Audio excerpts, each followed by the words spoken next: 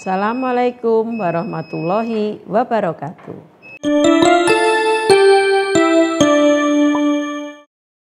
Selamat pagi anak-anak. Kali ini kita akan belajar tematik kelas 4. Tema 3, peduli terhadap lingkungan, muatan ilmu pengetahuan sosial.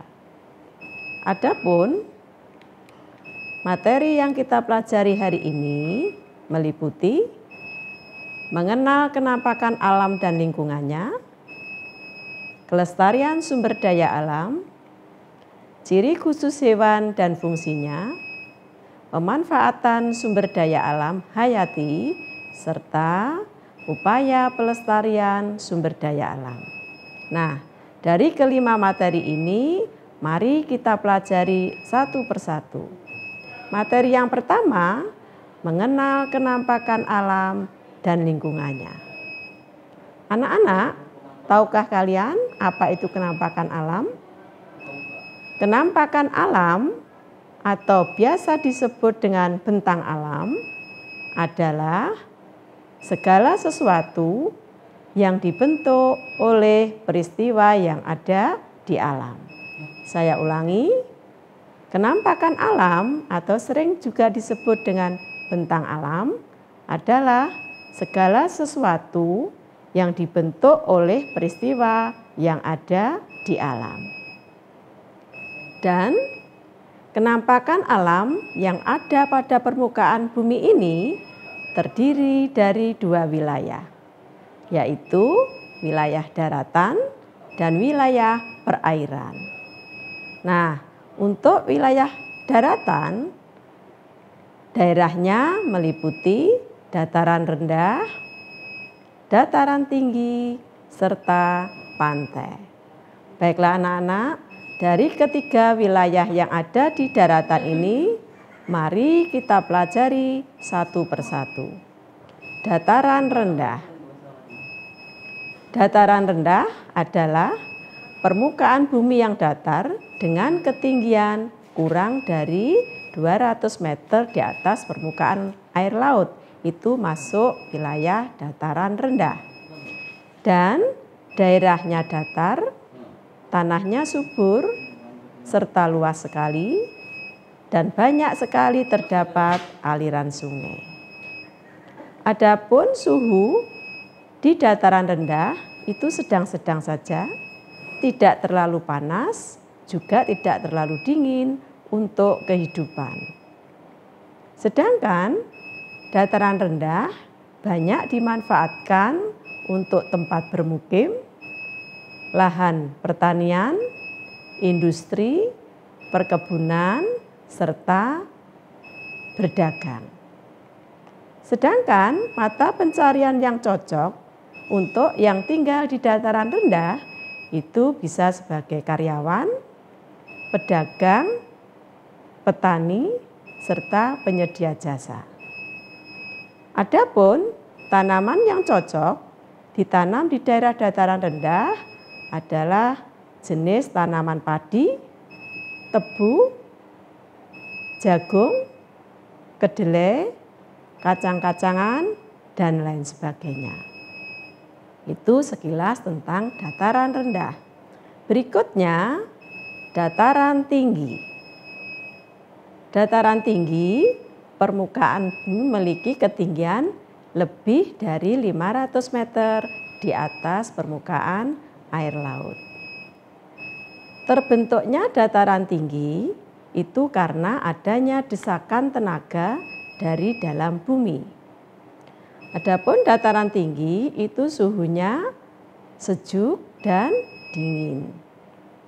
Sedangkan dataran tinggi banyak dimanfaatkan untuk lahan perkebunan, tempat wisata, dan tempat peristirahatan atau villa. Sedangkan mata pencarian yang cocok untuk daerah dataran tinggi adalah sebagai petani, pekebun, peternak, penyedia jasa, dan lain sebagainya. Sedangkan tanaman yang cocok untuk daerah dataran tinggi adalah segala jenis sayur mayur seperti wortel, kubis, kentang, seledri, tanaman teh, tanaman kopi, stroberi, dan lain sebagainya. Berikutnya adalah pantai. Pantai adalah daerah yang berbatasan langsung dengan laut. Di pantai itu terdapat hamparan pasir atau karang yang sangat luas. Dan suhu udaranya sangat panas sekali sehingga pantai sering untuk berjemur. Adapun pantai itu banyak dimanfaatkan untuk budidaya kerang, budidaya tambak, untuk wisata, pembuatan garam, dan lain sebagainya. Sedangkan mata pencarian yang cocok untuk wilayah pantai itu bisa sebagai nelayan, petani tambak, pengrajin hiasan kerang, dan lain-lain. Nah, di pantai itu banyak terdapat pohon kelapa, pohon ketapang, pohon bakau, yang mana itu bisa berfungsi untuk mencegah terjadinya abrasi. Itulah anak-anak materi yang pertama, yaitu mengenal kenampakan alam beserta lingkungannya. Berikut kita lanjutkan untuk materi berikutnya, yaitu kelestarian sumber daya alam. Anak-anak, negara kita mempunyai sangat banyak sekali spesies hewan. Nah, beberapa di antaranya jumlahnya masih banyak sekali, dan beberapa yang lain itu ada yang sudah termasuk spesies hewan langka dan harus dijaga kelestariannya. Adapun beberapa contoh hewan langka yang ada di Indonesia seperti orangutan, burung cendrawasih, anoa, badak berculak satu. Dan selain keempat hewan ini, masih ada lagi, yaitu komodo. Komodo itu juga termasuk hewan langka yang terancam punah. Lalu, apa penyebabnya kira-kira anak-anak ya? Beberapa faktor yang menyebabkan komodo terancam punah, yaitu 1, karena komodo termasuk hewan endemik. Apa itu anak-anak hewan endemik? Hewan endemik adalah hewan yang hanya hidup di wilayah tertentu. Kalau komodo itu hanya hidup di Pulau Komodo yang terletak di Nusa Tenggara Timur. Terus selain karena komodo termasuk hewan endemik, ada faktor lain yaitu karena ulah dari manusia itu sendiri, seperti terjadinya perburuan liar, alih fungsi hutan, penebangan tempat wisata, pembakaran hutan, banjir, dan lain sebagainya. Lalu apa yang bisa kita upayakan anak-anak?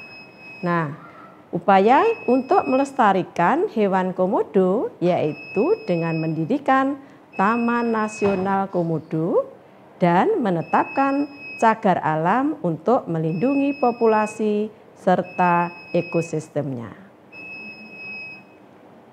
Materi berikutnya yaitu ciri khusus hewan dan fungsinya. Di layar ada gambar apa anak-anak itu? Hewan bebek. Nah, bebek itu mempunyai ciri khusus. Paruhnya yang pipih dan lebar. Fungsinya untuk memudahkan bebek mencari makan di dalam air dan lumpur. Lalu ciri berikutnya, bebek mempunyai lempeng saringan pada paruh. Fungsinya untuk menyaring makanan yang ada di air dan di lumpur. Berikutnya, bulu bebek itu dilapisi minyak. Fungsinya agar tubuhnya tidak basah apabila terkena air. Dan kakinya berselaput. itu fungsinya untuk menapak di tanah yang berlumpur agar kakinya tidak tenggelam. Dan untuk mendayung sehingga bebek bisa berenang di air. Itu beberapa ciri khusus pada hewan bebek. Selanjutnya, kelelawar.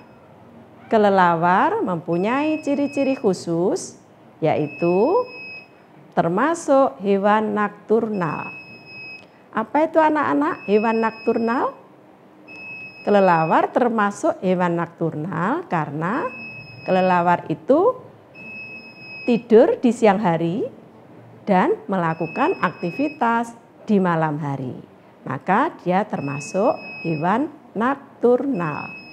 Ciri berikutnya, kelelawar itu mempunyai sistem sonar, yaitu kemampuan untuk mengetahui lingkungan sekitarnya. Dan kemampuan kelelawar untuk menggunakan sistem sonar itu disebut dengan istilah ekolokasi. Kemudian ciri khusus berikutnya, kelelawar bisa mengeluarkan bunyi dengan frekuensi yang sangat tinggi sekali, sehingga kelelawar bisa mengetahui letak suatu benda dengan tepat. Serta kelelawar mempunyai selaput tipis yang terletak di antara tulang lengan, itu fungsinya untuk terbang. Dan kelelawar itu tidurnya menggantung dengan posisi badan terbalik. Itulah beberapa ciri khusus pada hewan kelelawar. Hewan berikutnya adalah cicak.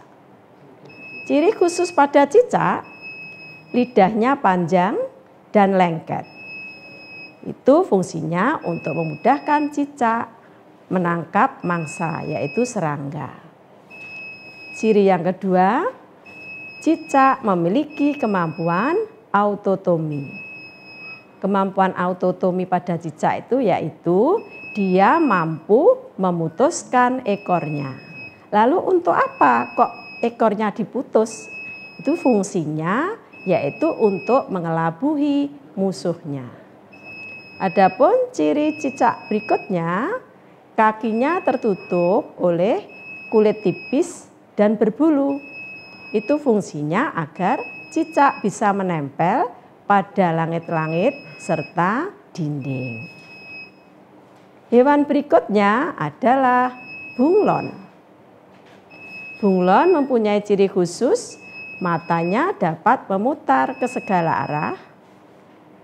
Kedua mata dapat melihat pada arah yang berbeda. Ciri berikutnya, lidahnya panjang dan lengket, yang berfungsi untuk menangkap serangga. Dan bunglon itu mampu merubah warna kulit sesuai dengan tempat yang ada di sekitarnya. Nah, kemampuan untuk mengubah warna kulit pada bunglon ini dinamakan mimikri. Lalu fungsinya apa anak-anak? Fungsinya untuk melindungi diri dari musuh. Itu beberapa ciri khusus pada hewan bunglon. Dan yang terakhir adalah unta. Ciri khusus pada unta memiliki bulu mata yang panjang. Itu fungsinya untuk menghalangi sinar matahari yang terlalu panas serta pasir agar tidak masuk ke mata. Ciri berikutnya pada unta memiliki punuk atau gundukan lemak yang terletak di punggung. Fungsinya adalah untuk penyedia sari makanan, sehingga unta itu bisa bertahan hidup bisa sampai 3 minggu walaupun tanpa air. Ciri khusus pada unta berikutnya adalah memiliki rambut, fungsinya untuk melindungi kulit dari panas matahari serta cuaca dingin. Dan unta itu memiliki telapak kaki yang luas, tebal, dan menggelembung, yang mana fungsinya agar pasir agar dia tidak kepanasan apabila berjalan di atas pasir yang sangat panas sekali. Itu tadi anak-anak beberapa ciri khusus pada hewan beserta fungsinya. Nah, sekarang materi berikutnya adalah pemanfaatan sumber daya alam hayati. Saya ulangi, pemanfaatan sumber daya alam hayati. Manfaat hewan bagi manusia. Contohnya ayam. Ayam menghasilkan telur, daging itu sebagai bahan makanan. Sedangkan bulu ayam bisa digunakan untuk membuat kok, bisa untuk membuat kemoceng. Contoh hewan berikutnya, kambing. Kambing bisa menghasilkan susu, daging untuk bahan makanan. Sapi. Sapi juga menghasilkan susu, daging untuk bahan makanan. Sedangkan kulitnya bisa untuk membuat beduk. Sedangkan tenaganya bisa diambil untuk membajak sawah serta untuk menarik pedati. Dan hewan berikutnya adalah ulat sutra.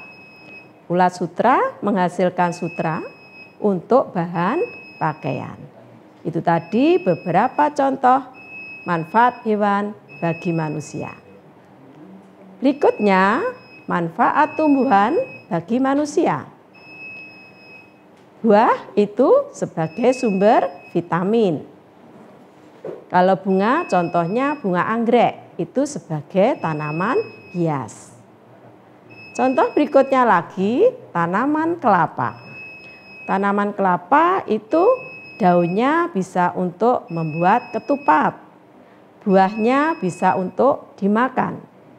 Batangnya bisa untuk bikin perabot, bisa untuk perapian, dan serabutnya bisa untuk membuat sapu ijo. Contoh tumbuhan berikutnya, jati.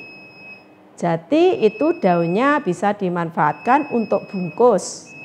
Sedangkan batangnya bisa untuk membuat perabot rumah tangga. Inilah tadi anak-anak materi tentang pemanfaatan sumber daya alam hayati. Materi berikutnya, upaya pelestarian sumber daya alam. Anak-anak, pelestarian terhadap sumber daya alam itu perlu dilakukan agar sumber daya alam itu bertahan semakin selama mungkin dan dapat dinikmati oleh generasi yang akan datang. Adapun beberapa cara yang bisa kita lakukan untuk menjaga kelestarian dan keseimbangan lingkungan, diantaranya yaitu 1. Dengan melakukan reboisasi hutan yang gundul. Yang kedua, bisa dengan membuang sampah pada tempatnya. Yang ketiga, mendaur ulang sampah organik menjadi pupuk kompos. Yang keempat, tidak memburu satwa liar. Yang kelima, melakukan sistem tebang pilih tanam atau TPS. Nah, itulah anak-anak pembelajaran yang bisa saya sampaikan pada hari ini. Semoga bermanfaat dan semangat belajar. Assalamualaikum warahmatullahi wabarakatuh.